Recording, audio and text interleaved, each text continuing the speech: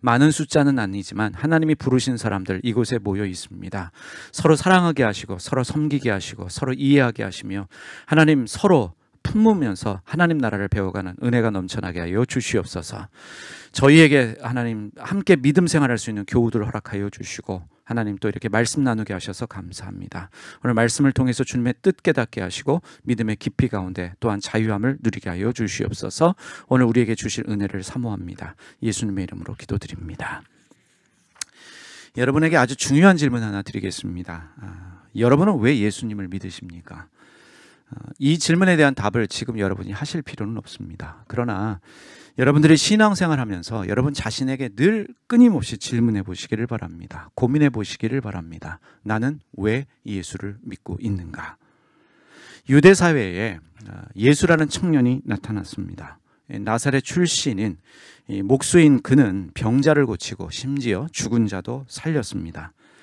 자신의 병 또 자신의 문제를 해결하려고 수많은 사람들이 예수님을 따라다녔습니다. 떡 5개와 물고기 2마리로 5,000명 이상을 먹이는 기적도 행했습니다. 그 기적 이후에 많은 사람들은 예수님을 왕으로 삼으려고 했습니다. 예수님의 설교는 기존의 종교 지도자들과 남달랐습니다. 예수님은 가난한 자가 복이 있다라고 말씀하시면서 원수까지도 사랑하라 라고 가르치셨습니다. 안식일이 사람을 위해 있는 것이지 사람이 안식일을 위해 있는 것이 아니다 라는 가르침을 통해서 기존의 설교자들의 설교를 뒤집었습니다. 뿐만 아니라 당시에 사람들이 차별하던 차별받고 있던 이 세리, 창녀들 그들을 품으셨습니다. 그들과 함께 식사하시면서 그들을 꺼리낌 없이 대하셨습니다. 파격적인 행보였습니다. 당시에 많은 유대인들이 예수님을 따르면서 이 예수야말로 우리의 메시아다. 이 로마의 압제로부터 우리를 구원해 줄 우리의 메시아다. 이 정치적인 메시아로 예수님을 믿고 따랐습니다. 그래서 예수님이 예루살렘에 입성할 때 호산나라고 외치면서 예수님을 열렬히 환영했습니다. 사람들의 기대는 예수님이 정치적 메시아로서 우리를 해방할 것이다. 이 로마의 압제로부터 우리를 구원할 것이다. 라는 기대를 가지고 있었는데 그 기대가 단 며칠 만에 무너졌습니다. 예루살렘에 입성하자마자 체포되고 불과 몇 시간 만에 사형 선고를 받고 십자가에서 처형을 당했습니다. 예수님이 체포되실 때 그리고 예수님이 십자가에서 죽으실 때 예수님의 제자들이 예수님을 부인했고 예수님에게서 도망했습니다. 지도자가 사라지니까 사람들이 흩어지는 건 당연하겠지요. 예수님 믿고 따르던 무리들이 흩어져 버렸습니다. 그래서 이들의 신앙이 끝이 났는가? 예수님이 십자가에서 죽으셨기 때문에 사람들이 흩어졌기 때문에 이들의 신앙이 끝이 났는가? 끝나지 않았습니다. 예수님의 죽음을 목격하고 낙심한 마음으로 엠마오로 돌아가던 두 제자가 있었습니다. 성경은 두 사람 중 한 사람만의 이름을 기록하고 있습니다. 그 한 사람의 이름이 글로바인데 왜 두 명의 제자 중에 한 사람만의 이름을 기록하고 있는지 그 이유는 정확하게 알 수는 없습니다. 이 엠마오, 예루살렘에서 약 11km 정도 되는 거리라고 합니다. 여러분 생각해 보시길 바랍니다. 수년간 예수님을 따라다녔습니다. 근데 그 예수님이 비참하게 십자가에서 죽임을 당합니다. 그래서 그 예수님이 무덤에 이제 묻히는 것까지 보게 됩니다. 내가 믿고 따르던 그 메시아가 죽임을 당했습니다. 이제 소망이 사라졌습니다. 기대가 사라졌습니다. 이제 집으로 돌아가고 있는 그들의 심정이 어떠했을까? 실망했겠죠? 낙심했겠죠? 절망했겠죠? 좌절했겠죠? 이 상실감 등 말할 수 없는 수많은 감정을 가지고 자신들의 집으로 돌아가고 있음에 분명합니다. 이들의 시작, 예수님을 믿고 따르던 이들의 시작은 분명 기대였습니다. 소망이었습니다. 예수님을 보면서 저분이야말로 참으로 메시아다. 내가 믿고 따를 만한 대상이다 라고 여기면서 그 기대와 소망을 가지고 예수님을 따라다녔습니다. 예수님이 행하시는 기적도 보았습니다. 죽은 자를 살리는 것도 보았습니다. 그런데 그 예수님이 너무 허무하게도 십자가에서 죽임을 당합니다. 그 장면을 목격하고 이제 고향으로 돌아가고 있는, 집으로 돌아가고 있는 이들의 내면은 실망과 낙심입니다. 예수님이 부활했다는 소문이 돌고 있지만 믿지 못할 일입니다. 이 실망과 낙심 그리고 의심, 이 마음을 가지고 집으로 돌아가고 있는데, 그래서 이들의 신앙이 끝이 났는가? 아닙니다. 이들이 실망하고 있지만, 낙심하고 있지만, 절망하고 있지만, 의심하고 있지만 이들의 신앙이 절대로 끝나는 것은 아닙니다. 사랑하는 교우 여러분, 기억하시기를 바랍니다. 여러분이 신앙생활을 시작할 때 분명 여러분들에게는 기대가 있습니다. 소망이 있습니다. 그러나 그 기대와 소망이 여러 번의 낙심, 실망, 절망, 의심이 들 때가 있습니다. 그 여러 번의 실망과 낙심, 의심을 여러분들은 반드시 경험하게 될 것입니다. 신앙은 여러분 반드시 낙심하는 시기가 옵니다. 절망하는 시기가 옵니다. 의심하는 시기도 찾아옵니다. 그래서 여러분의 신앙이 끝나지 않습니다. 예수님이요, 오병이의 기적을 행하신 후에 설교를 하셨어요. 떡 5개와 물고기 2마리를 가지고 5,000명 이상을 먹였습니다. 엄청난 기적이지요. 사람들이 예수님을 왕으로 삼고자 했습니다. 근데 예수님이 말씀을 전하는데 이 말씀 때문에 사람들이 시험에 들었어요. 예수님의 설교 말씀에 시험에 들었다는 것입니다. 사람들이 뭐라고 하냐면, 예수님 설교가 어렵습니다. 여러분, 요한복음 6장 60절 보면 제자 중 여럿이 듣고 말하되 이 말씀은 어렵도다 누가 들을 수 있느냐 한데, 예수님이 오병이어의 기적 이후에 행하신 설교 말씀을 듣고 사람들이 여럿이 말씀이 어렵다, 이 말씀을 누가 들을 수 있느냐라고 말을 합니다. 사실 이렇게 말하는 사람들은요, 사실은 설교가 어려운 게 아니라 예수님을 떠날 명분을 찾고 있는 것입니다.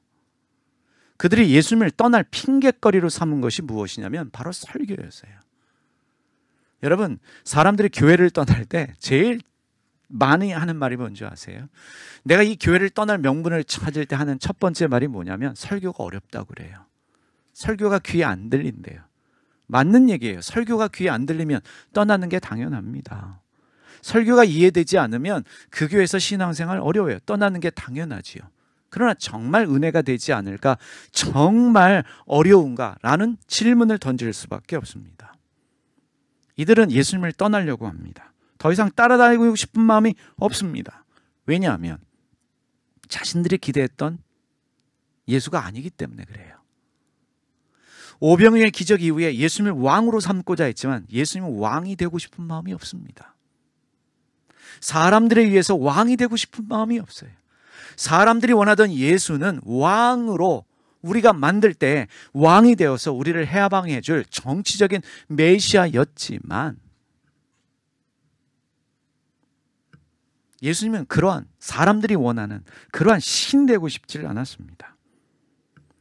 아마 사람들이 예수님을 떠나고자 했던 또 한 가지 이유가 있다면 자신들이 원하고 바라던 설교가 아니었기 때문일 수도 있어요.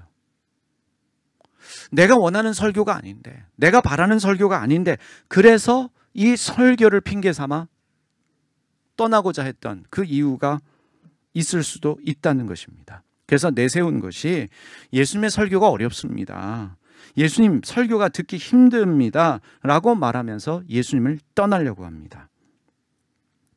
근데 예수님이 이 말씀을 들으시고 무슨 말씀을 하시냐면, 너희가 나에게 오는 것은 너희의 의지와 결정이 아니다. 아버지가 허락하시지 않으면 너희는 내게 올 수 없다 라고 말씀하시면서 그들을 설득하거나 그들을 붙들지도 않습니다. 여러분, 당연하게 설교가 어렵다라고 하면, 이해하기 어렵다라고 하면 그들을 설득하고 이해시켜서 남도록 만들어야 되는데, 예수님 하시는 말씀은 뭐냐면 가고 싶으면 가라는 거예요. 여러분, 요한복음 6장 65절 메시지 성경으로 보겠습니다. 예수님이 이렇게 말씀하셨어요. 그래서 내가 전에 자기 힘으로는 아무도 내게 올 수 없다고 너희에게 말한 것이다. 너희는 아버지께서 주시는 선물로만 내게 올 수 있다. 아버지가 허락해야만 너희가 내게 올 수 있다는 거예요. 예수님의 제자가 되고 예수님을 믿고 따르기로 결정한 것이 내 의지라면, 내 결정이라면 언제든지 실망하고 낙심해서 떠날 수 있다는 거예요. 실망하고 낙심하면, 절망하면, 의심되면 떠날 수 있어요. 내 의지였다면, 내 결정이었다면, 내 의지로 결정하고 다시 떠나면 되는 것입니다. 그런데 여러분 기억하십시오. 하나님의 의지라면, 하나님의 결정이라면 문제가 달라집니다. 내가 예수 믿고 따른 것이 내 의지 결정이라면 내 의지 결정대로 떠날 수 있어요. 어떤 핑계를 대서라도 떠날 수 있지만, 만약에 이것이 하나님의 결정이라면 내 의지, 내 결정은 상관이 없다는 것입니다. 여러분, 교회도 마찬가지입니다. 오늘 여러분의 의지와 결정으로 이곳에 오셨다면 여러분 언제든지 떠나실 수 있습니다. 그러나 영광 장로교회의 부르심이 하나님의 의지와 결정이라면 여러분이 실망하고 낙심하고 절망하고 의심이 든다고 할지라도 여러분은 떠날 수가 없습니다. 여러분, 요한복음 6장 66절 보시기 바랍니다. 메시지 성경입니다. 이 일 후에, 예수님의 설교 말씀 후에 제자들 가운데 많은 사람들이 떠나갔다. 그들은 더 이상 그분과 관련되기를 원치 않았다. 오병이어의 엄청난 기적을 보았습니다. 예수를 왕으로 삼고자 했습니다. 그런데 내가 원하던 예수가 아니에요. 왕이 되어줬으면 좋겠는데 오병이어의 기적을 행하고 산속 깊은 곳에 가서 홀로 아무 말 없이 밤새도록 침묵하며 기도하고 있는 예수는 내가 원하던 신이 아닙니다. 그래서 시험 들고 이들은 떠나기로 결정하는데 내세운 명분이 설교입니다. 예수님 말씀이 어렵습니다. 예수님 설득하지 않습니다. 붙잡지 않습니다. 아버지께서 허락하시지 않으면 너희는 내게 올 수 없다. 그랬더니 수많은 사람들이 떠나갔습니다. 이들은 더 이상 예수님과 상관 있기 원하지 않던 사람들입니다. 여러분, 이들이 떠나간 이유가 무엇입니까? 간단합니다. 이들이 예수님을 따랐던 이유는 자신들의 의지와 결정이었기 때문에 자신들의 의지와 결정으로 또다시 떠납니다. 자기의 의지와 자기의 결정으로 온 사람들은 언제든지 자기의 의지와 결정으로 떠날 수 있습니다. 이들은 자기가 원하는 예수를 믿기 원했습니다.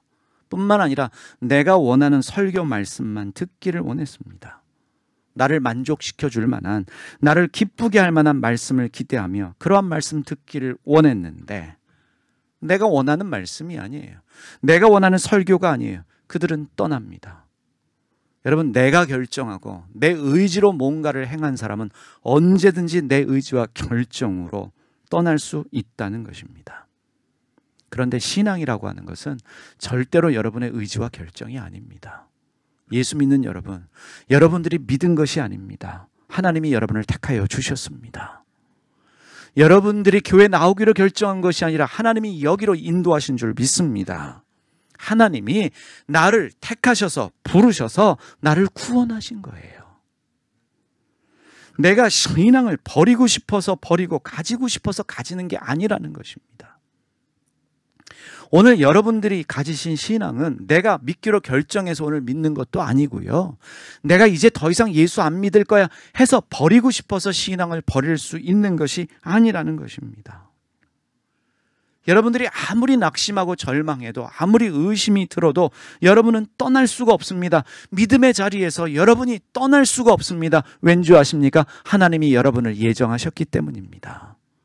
하나님이 여러분을 택하셨기 때문에, 부르셨기 때문에, 다시 말해서 하나님이 여러분들을 붙들고 계시기 때문에 여러분들은 마음대로 살 수 없다는 것입니다.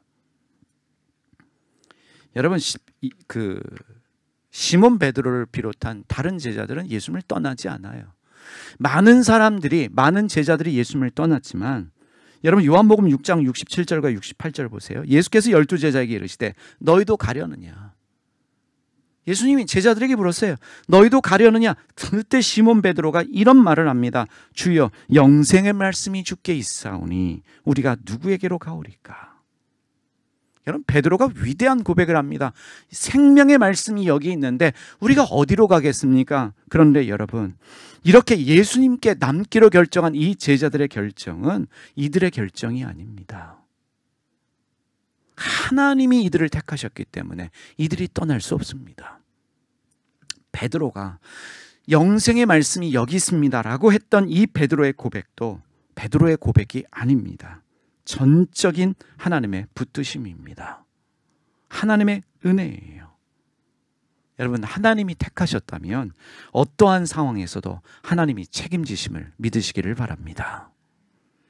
보이지 않는 하나님의 손길이 나를 붙들고 계시는구나. 그걸 알게 하시고 깨닫게 하십니다. 내 의지로 내 결정으로 여기까지 온 줄 알았는데, 내가 결정하고 예수 믿고 구원받은 줄 알았는데 아니구나. 전적인 하나님의 택하심과 부르심 가운데 내가 오늘까지 살아왔고 이 믿음을 유지했구나. 하나님이 알게 하시고 깨닫게 하십니다. 이것이 신앙생활의 신비예요. 여러분, 지금까지 신앙생활 하시면서 낙심하신 적 한두 번이십니까? 많아요. 여러분, 교회 때문에 낙심하고 실망하고 절망한 일들 많으실 거예요. 목회자 때문에. 교회 때문에 나는 더 이상 교회를 안 다니겠다. 신앙을 버리시는 분도 있고, 목회자 때문에 신앙을 버리시는 분도 있습니다. 그런데 여러분, 오늘 이 자리에 앉아서 주님을 찬양하고 주님을 예배하는 여러분, 그동안 여러분들이 겪었던 아픔과 상처들, 또한 문제들, 낙심과 실망, 절망하는 상황 가운데서도 여러분들은 여전히 예수님을 믿고 따르고 있습니다. 그건 여러분의 의지 결정이 아닙니다. 하나님이 여러분을 붙들고 계시기 때문입니다. 하나님이 나를 부르셨기 때문에, 택하시기 때문에, 나를 붙들고 계시기 때문에 여전히 내가 믿음 안에 있는 것입니다. 베드로가 예수님을 부인했어요. 그럼에도 불구하고 그가 신앙의 자리를 지킬 수 있었던 것은 그의 의지 결정이 아닙니다. 베드로의 의대함이 절대로 아닙니다. 왜 예수님을 3번씩이나 부인했음에도 불구하고 베드로는 쓰임받는 하나님의 사람이 될 수밖에 없었을까? 하나님이 택하시고 부르셨기 때문에, 하나님이 베드로를 붙드시고 계시기 때문에 결국 하나님이 베드로를 책임지고 계시는 것입니다. 이것을 우리는 하나님의 예정이라고 말합니다.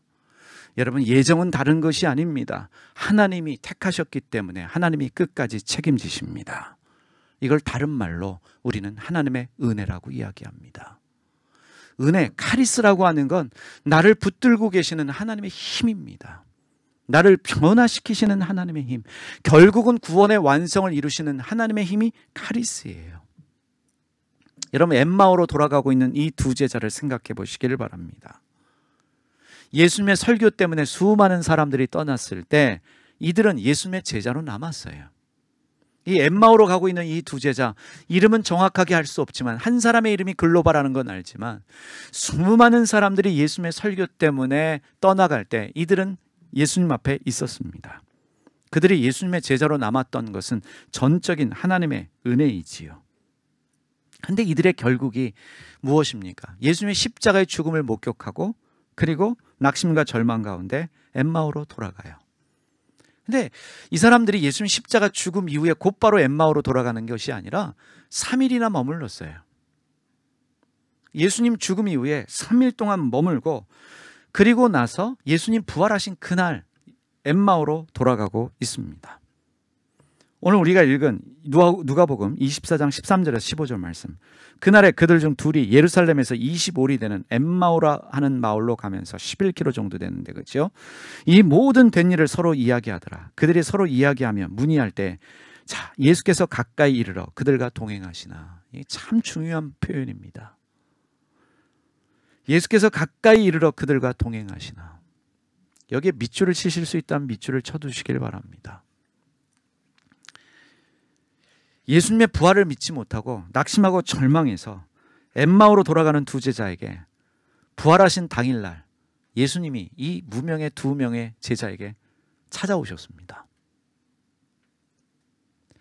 여러분, 예수님이 가까이 오셔서 그들과 동행하셨다는 이 말씀이 며칠 동안 저를 침묵 가운데 머물게 했습니다. 두 제자가 예수님을 찾은 게 아닙니다. 이 두 제자는 예수님의 죽음 이후에 낙심과 절망에서 집으로 돌아가고 있습니다. 근데 예수님이 부활하신 그날 이 두 제자를 찾아오셔서 함께 동행하십니다. 여러분, 여기서 신비가 이것입니다. 이 2명의 제자들은 자기의 의지와 자기의 결정으로 예수님의 제자가 된 것이 절대로 아닙니다. 주님의 선택으로 주님의 제자가 된 것입니다. 주님의 선택으로 주님의 제자가 되어졌는데, 이 두 사람이 가진 신앙도 내가 예수 믿어야지 해서 믿은 게 아니라는 거예요. 여러분, 우리가 바꿔야 될 생각의 전환이 뭐냐면 내가 믿어야지 해서 믿은 것이 아니라 하나님께서 이들에게 믿음을 주셨기 때문에 이들이 그동안 예수님을 따르는 신앙의 삶을 살 수 있었다는 것입니다. 주님의 의지와 주님의 선택이에요. 여러분, 주님이 이들에게 찾아오셨습니다.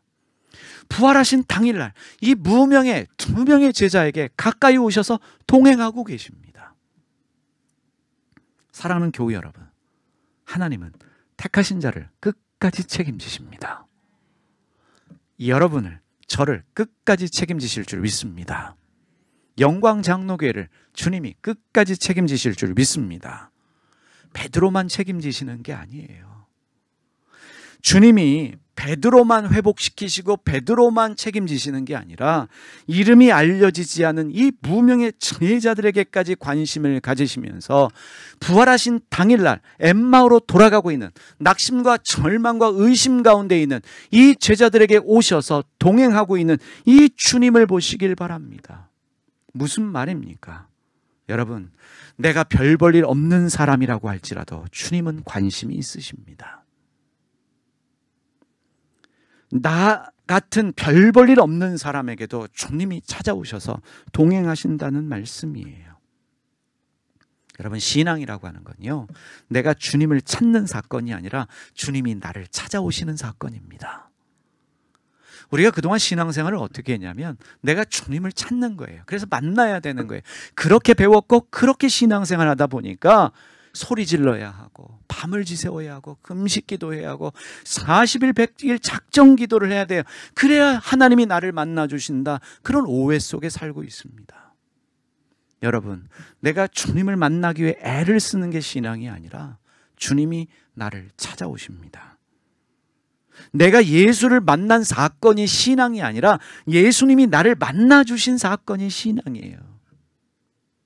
여러분, 이제는 내가 예수를 만났다는 표현 안 하셨으면 좋겠습니다.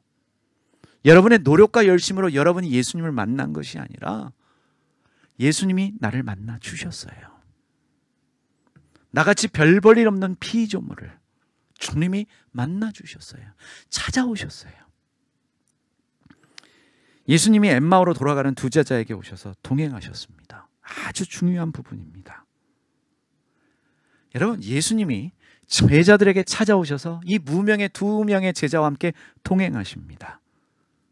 제자들이 예수님과 동행한 것이 아니라 예수님이 제자들과 동행해 주셨어요. 여러분, 우리는 이런 얘기를 종종 들어요. 주님과 동행하십시오. 여러분은 주님과 동행하십니까? 라는 이야기를 우리가 종종 듣습니다. 그런 책도 있죠. 당신은 주님과 동행하십니까? 주님과 동행하는 삶을 사십시오.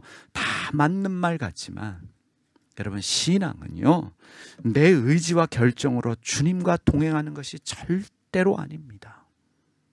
우리는 지금까지 그렇게 신앙생활했어요. 내가 주님과 동행하려고 애를 써요. 나는 주님과 동행하고 있느냐? 나를 자책합니다.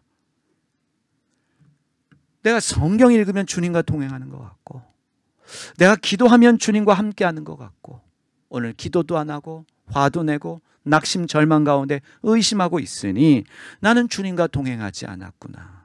다시 자책하면서 부족한 자기를 채찍질합니다. 여러분, 내 느낌과 감정으로 주님과 동행하는 것이 절대로 아닙니다. 내 의지와 결정, 내 감정과 상관없이 주님은 나를 찾아오시고 나와 동행하십니다. 여러분이 의심하더라도, 여러분이 낙심과 절망과 좌절감에 있을지라도, 여러분들이 성경을 안 읽는다라고 할지라도, 여러분이 기도를 못했다라고 할지라도 우리 주님은 나와 동행하십니다. 여러분, 찬송가 438장 내 영혼이 은총 입어, 이 후렴구를 보면 이렇게 되어 있습니다. 할렐루야 찬양하세. 내 모든 죄 사함 받고 주 예수와 동행하니 그 어디나 하늘나라. 참 은혜로운 찬양이지만 여러분, 주 예수와 동행하는 것은 그 결정권자는 내가 아니라는 거예요. 우리가 찬송에 은혜 받는 것도 참 좋지만 요즘 가만히 찬송가 들여다보면 다 그런 건 아니지만 너무 성경과 좀 빗나간 부분들이 많아요. 은혜 받은 사람들이 가사를 쓰지요. 그리고 곡조를 붙이고 우리가 노래하다 보니까 찬송가가 진리가 되는 경우가 많아요. 우리가 지난 시간에 봤지만 막달라 마리아는 향유를 부은 적이 없어요. 그럼에도 불구하고 우리가 그렇게 찬송가에서 말하니까 그렇게 믿는 것처럼, 잘 보세요. 주 예수와 동행하니 내가 결정하는 거예요. 주님과 내가 동행하기로 결정하니까 그 어디나 하늘나라. 그러니까 결국은 하늘나라를 만드는 주도권을 누가 가지게 되냐면 내가 가진다는 거예요. 여러분, 주 예수님이 나와 일방적으로 동행하시기 때문에 그 어디나 하늘나라가 되는 것이지, 내가 주님과 동행하기로 결정했기 때문에, 내가 뭔가 결정했기 때문에 그 어디나 하늘나라가 되는 것이 아니라는 것입니다. 여러분들이 원하든 원하지 않던, 여러분이 주님과 동행하기로 동행하지 않기로 여러분이 결정하던 말던 상관없이 주님은 여러분과 함께 하십니다. 여러분이 주님과 함께 하는 게 아니에요. 여러분의 느낌 감정이 중요한 게 아닙니다. 주님은 나와 함께 하십니다. 주님은 지금도 나와 동행하고 계십니다. 근데 엠마오로 돌아가고 있는 이 제자들이 자신들과 동행하고 있는 이분이 예수님인 줄 몰라요. 그래서 누가복음 24장 16절에 보면 그들의 눈이 가리워져 그인 줄 알아보지 못하거늘. 주님이 낯선 자로 오셔서 동행을 하십니다. 이 두 제자가 알아보질 못해요.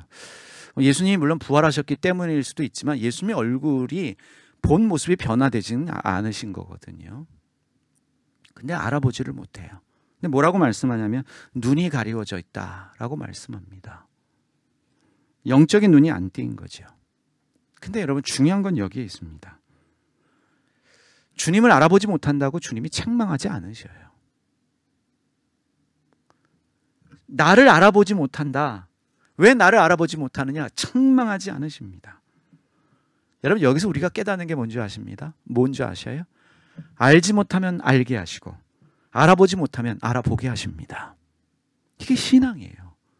여러분, 모르면 좀 어때요? 모르면 알게 하셔요. 지금 제자들은 부활을 믿지를 못해요. 그걸 믿게 하시는 거고요. 예수님인 줄 알지 못해요. 보지를 못해요. 그러면 보게 하셔요. 뭐냐면 가만히 있어도 주님은 주님을 알게 하십니다. 지금 제자들이 날 좀 주님 보게 해주세요. 기도한 것도 없고 알게 해주세요. 외친 것도 없고 작정 기도한 것도 없고 금식 기도한 것도 없고 뭔가 열심히 한 게 없어요. 낙심과 절망하는 상황 가운데 이들은 의심하며 지금 엠마오로 가고 있습니다. 근데 주님이 부활하신 당일날 나타나셔서 이들과 동행하시는데 제자들이 알아보질 못해요. 여러분, 애쓰실 필요 없어요. 가만히 있어도 알게 하십니다. 이게 신비예요. 여러분, 우리 오늘 성경 통독했어요. 성경 통독 참 잘하셨습니다. 우리 교회는 이제 말씀 중심이기 때문에 패도 드리고 이렇게 축하하지만 뭐 일도 못 하시면 어때요? 이런 분위기도 가다 보면 나중된 자가 먼저 되고 먼저 된 자가 또 나중되고 그런 은혜가 있고, 우리 장로님들 죄송하지만 본인들이 1년에 3독 4독 하리라고 본인들 예상 못 하셨을 거예요. 하다 보니까 얼떨결에 이 방배동까지 오게 되고 얼떨결에 성경 읽게 되고 얼떨결에 3독 4독 하게 되고 그러는 거예요. 가다 보면 알게 되는 거예요. 여러분, 이런 거예요. 막달라 마리아가 향유 붓고 안 붓고 그게 뭐가 중요하냐라고 하지만 우리는 그동안 향유 부었다라고 믿고 창녀라고 믿고 그렇게 믿고 살았어요. 근데 어느 날 보니까 이 여자가 창녀가 아니구나, 연세가 있으신 분이구나 라는 걸 알게 돼요. 어떻게 알게 되느냐? 그냥 가다 보면 하나님이 알게 하시는 거예요. 왜 이전에 몰랐나 자책할 필요 없어요. 지금 알아도 상관이 없는 거예요. 그러니까 무슨 얘기냐? 여러분 남편이나 여러분 자식들이 열심 내지 않는다고 뭐라 하지 말라는 거예요. 여러분, 신앙은요 그냥 가만히 있어도 가랑비에 옷 젖듯이요 알게 돼요. 깨닫게 돼요. 그래서 시편 46편 10절에 참 기가 막힌 말씀이 있어요. 이르시기를 너희는 가만히 있어 내가 하나님됨을 알지어다. 아멘이십니까? 이게 신앙이에요. 제가 여러 번 읽은 말씀인데 이 말씀 때문에 은혜 받은 것 중에 하나가 이거예요. 세계 모든 종교는요, 내가 열심을 내야 돼요. 알려고 애를 써야 되고, 작정기도 해야 되고, 절을 수백 번 해야 되고, 금식기도 해야 되고, 그래야 신이 자기를 보여준대요. 그래야 신이 감동을 받고 뭔가 자기를 보여준대요. 근데 성경은요, 가만히 있으래요. 내가 알게 해주겠대요. 내가 깨닫게 해주겠대요. 내가 보여주겠대요. 이런 하나님이 어디 있어요? 우리는 지금까지 종교 생활을 했어요. 안 보이는 눈 뜨게 해가지고 자꾸만 예수를 보려고 눈을 뒤집어 엎어버리니까 이상한 것만 보이고, 그죠? 우리 지난번에 설교했지만 예수님이 그 제자들에게 부활하시고 나서 조반 차려주시고 나서 그게 뭐라 그랬어요? 아침 먹고 살아라. 여러분에게 설교하고 참 이 어리석은 목회자는 그걸 적용을 못해가지고 밥도 잘 안 챙겨 먹다가, 여러분 밥 안 먹는 게 신앙이 아니라 밥 잘 드시길 바랍니다. 여러분 그 복을 깨닫는 거예요. 신앙은 금식기도 오래 하고 철야기도 많이 하는 게 아니구나. 가만히 있으래요. 그러면 알려주겠대요. 여러분 열심을 내서 성경 읽으세요. 졸리면 자세요. 잠 안 올 때 성경 읽으면 얼마나 잠 잘 오는지 아시죠? 그렇게 다 읽으세요. 여러분 오디오 파일 좋잖아요. 그냥 굳이 뭐 이거 읽을 필요 뭐 있어요? 힘들면 그냥 들으세요. 저는 이번에 성경통독 메시지 성경으로 하려고 합니다. 개역개정이 어려워가지고 아직도 어려운 부분이 있어요. 그래서 이번에 두 번째 할 때는 메시지 성경으로 해야 되겠다. 그렇게 하셔요. 우리 아이들 얼마나 감사해요. 그냥 가만히 있다 보면 어느 날 알게 되는 거예요. 여기서 신앙의 신비가 있습니다. 사랑하는 교우 여러분, 가만히 있어도 하나님은 하나님을 알게 하십니다. 이게 신앙의 신비예요. 그래서 누가복음 24장 27에 보니까 이에 모세와 모든 선지자의 글로 시작하여 모든 성경에 쓴 바 자기에 관한 것을 자세히 설명하시느니라. 지금 부활을 믿지 못하는 이 두 제자에게 예수님이 친히 성경 공부를 시키고 계셔요. 성경을 풀어서 성경을 믿게 하십니다. 그럼 보세요. 이 두 제자에게 믿음 주시기 위해서 애를 쓰고 있는 분이 누구예요? 예수님이에요. 여러분 두 제자가 믿게 해주세요. 믿게 해주세요. 지금 기도하는 게 아니라, 지금 노력하는 게 아니라, 이 두 사람은 낙심과 절망과 의심 가운데 집으로 돌아가고 있는데 예수님이 나타나셔가지고요, 예수님이 친히 믿음 주시기 위해서 애를 쓰고 계셔요. 바로 이게 기독교 신앙의 정수입니다. 우리의 구원을 위해서 하나님이 노력하고 계십니다. 하나님이 애를 쓰고 계셔요. 이 신앙의 신비 가운데 자유를 느껴야 되는데, 해방을 느껴야 되는데, 행복을 느껴야 되는데, 우리는 종교의 사슬에 매여가지고 이거 해라 저거 해라 뭐 해라. 그러니까 신앙생활이 탈진하고 갖다 바치고 몸 바치죠, 돈 바치죠. 그러면서도 해방의 기쁨을 느끼질 못해요. 여러분 가만히 있어도 돼요. 그냥 영광 장로교에 나오셔서 가만히 있어도 나머지는 하나님이 책임지십니다. 지금 제자들에게 믿음 주시기 위해서 예수님이 성경을 풀어주고 계셔요. 두 제자에게 믿음 주시기 위한 예수님의 열심은 여기서 끝나지 않습니다. 예수님을 지금 알아보지 못하는 이 두 제자와 예수님이 식사하셔요. 말씀드리지만 이 교제는 참 중요합니다. 밥 먹는 건 참 중요해요. 이 밥 먹는 교제를 통해서 이 두 제자가 예수님을 보게 됩니다. 그래서 깨닫는 거예요. 뭐냐면 신앙은 말씀으로만 안 된다. 반드시 친교가 있어야 된다. 코이노니아가 있어야 된다.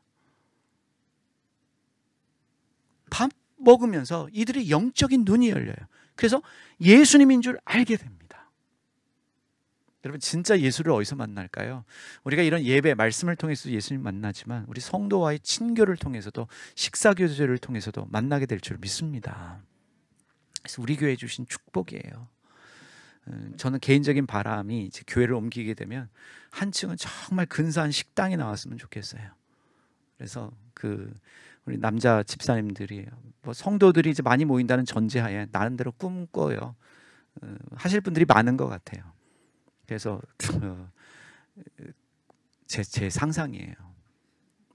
유리로 밖에가 멋있게 보이고요. 그리고 남자 집사님들이 앞에 다 이 앞치마 하셔서 서빙을 다 해주시고 뭐 이런 친교를 꿈꿉니다. 그건 뭐냐면 먹고 마시는 것을 통해서 아이 컨택을 하고 삶을 나누고 어떻게 살았어요. 그러면서 예수님 만나는.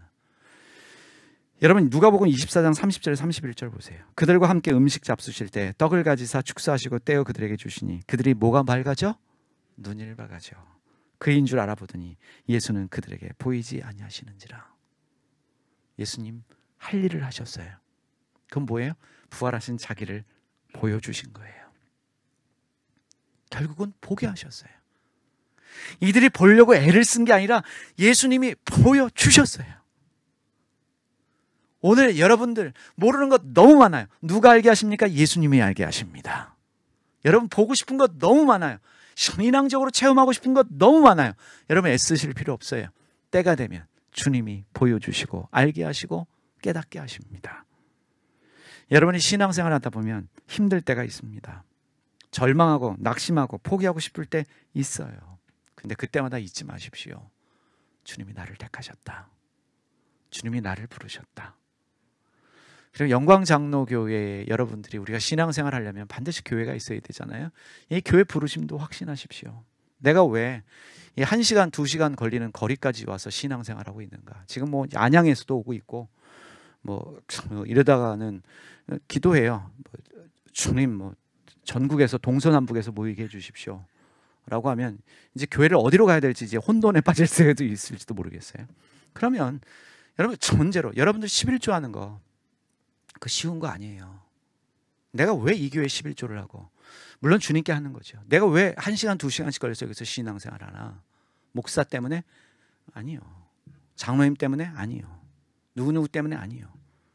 하나님이 나를 여기로 부르셨구나. 여러분 사람이기 때문에, 교회 때문에, 목사 때문에, 장로 때문에, 권사 때문에, 심지어 주일학교 학생한테 상처받아서 교회 떠나는 사람도 있어요. 그런 분 봤어요. 애가 뭐가 없다고 뭐 이런 애들이 다 있냐 해서 교회 떠나는 사람도 있어요. 그럼 여러분 정말 나는 왜 이 교회에 나오는가? 하나님의 택하신 부르심, 이걸 잊지 마시길 바랍니다.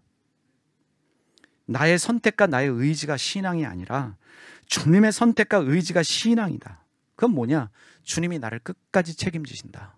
이 믿음이 여러분 안에 있기를 소원합니다. 그리고 여러분 주님과 동행하려고 애쓰지 않아도 주님은 오늘 낯선 자의 모습으로 여러분과 동행하십니다. 오늘 여러분들이 새벽기도 못해도요, 성경 읽지 못해도, 여러분들이 누워 있어도, 여러분들이 기도를 쉬어도 주님은 낯선 자의 모습으로 여러분에게 찾아오셔서 오늘 여러분들과 동행하셔요. 여러분의 자녀의 손을 잡고, 내 남편과 내 아내의 손을 잡고 동행하고 계심을 믿으시기를 바랍니다. 그리고 알지 못하고 깨닫지 못하는 나에게 은혜 주셔서 결국은 언젠가 알게 하시고 깨닫게 하셔요. 이게 신앙이고 신비이고 은혜입니다. 가만히 있어도 알게 하시고 가만히 있어도 보게 하십니다. 여러분 이제 아시겠지요? 엠마오로 가는 두 제자가 한 건 아무것도 없어요. 그냥 가는 거예요. 낙심과 절망과 의심 가운데 가고 있음에도 불구하고 주님이, 그것도 부활하신 그날 그 무명의 2명의 제자에게 찾아오셔서 그들에게 믿음 주시기 위해서 애를 쓰시는 그 예수님, 밥 한 끼 같이 먹어주시면서 결국은 부활하신 자기의 모습을 보여주시기 위해서 애를 쓰시는 이 예수님의 사랑, 이 섬세한 사랑이 여러분을 향한 사랑이고 저를 향한 사랑인 줄 믿습니다. 그래서 우리 인생에 소망이 있고, 그래서 우리 교회에 소망이 있습니다. 여러분 기억하십시오. 내가 주님과 동행하는 것이 아니라 주님이 나와 동행하십니다. 살아계신 아버지 하나님, 우리가 이 신앙의 신비 가운데 들어가게 하여 주시옵소서. 그동안 우리는 너무 종교적인 생활을 했습니다. 이거 해야지, 저거 해야지, 작정기도 해야지, 금식기도 해야지, 내가 노력하고 엎드려야만, 내가 뭔가를 해야만 주님이 나를 만나 주신다라는 착각 속에서 힘 빠지게 신앙생활을 했습니다. 신앙생활의 기쁨도 자유도 없이 해방감도 없이 주님 믿고 왔던 것이 사실입니다.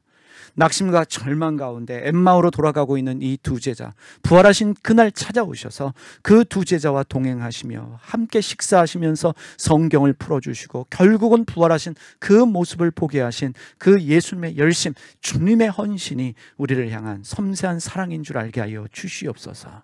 주님에 대한 미안한 마음, 뭔가 헌신해서 내가 뭔가 하려는 그 이기심 다 내려놓고 나같이 부족하고 나같이 연약하고 나같이 별볼이는 없는 자 택하여 주셔서 여기까지 인도해 주신 그 주님의 사랑에 감격할 수 있는 우리 모두가 되게 하여 주시옵소서. 예수님의 이름으로 기도드립니다. 많은 숫자는 아니지만